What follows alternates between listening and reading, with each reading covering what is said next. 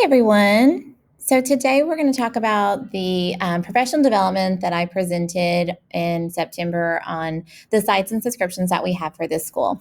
I should have walked through this. Sometimes when we're in a PD, I don't know about you guys, but I kind of will forget things or will zone out and kind of miss things or just need to recap what all was covered just to kind of go back as a reference. So the first thing we're going to talk about is EdPuzzle.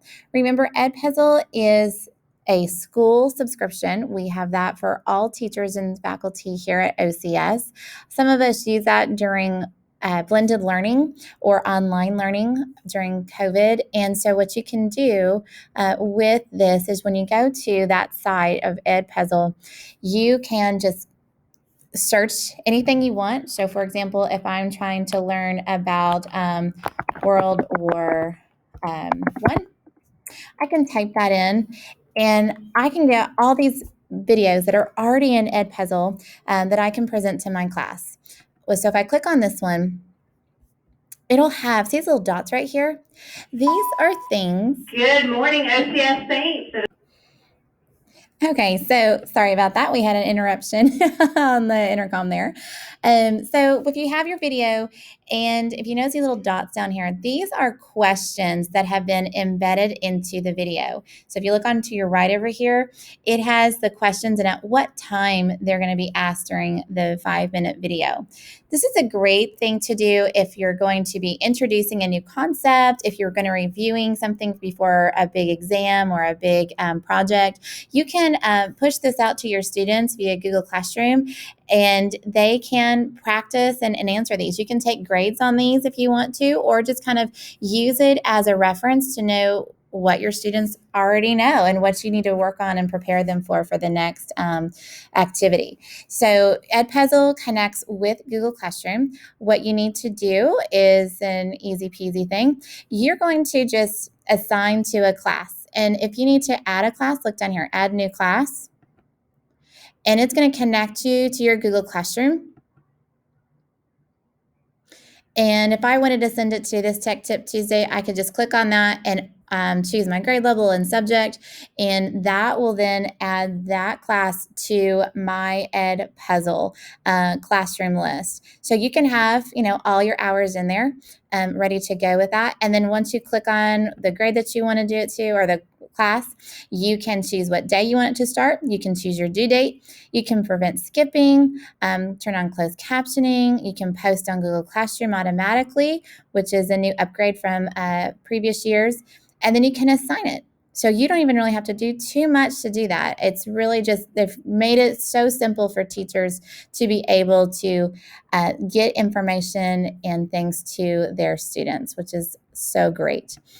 What I will say this, say you are looking through EdPuzzle and you just cannot find what you're wanting, or maybe you already have a video in mind that you want to put in EdPuzzle. So I'm going to go up here, search your pace, YouTube, and say I'm going to put in here comparing fractions. So I'm going to search that. Oops, I'm so sorry. Let me go over here. So comparing fractions. And I can look at any video here on YouTube. And so here's a great one, how to compare fractions. I'm going to click on him. I like his videos. And see how there's already commercials? Oh, down here it says edit with EdPuzzle.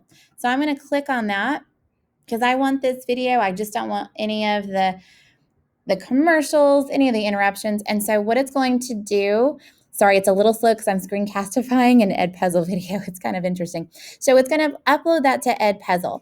I can then put my own questions in there. I can do a voiceover if I wanted to talk to the kids and let them know. Here's where I can put the questions. I can choose multiple choice, open-ended questions. I can even put notes like, hey, don't forget, blah, blah, blah, little side notes for the kids to understand the video more.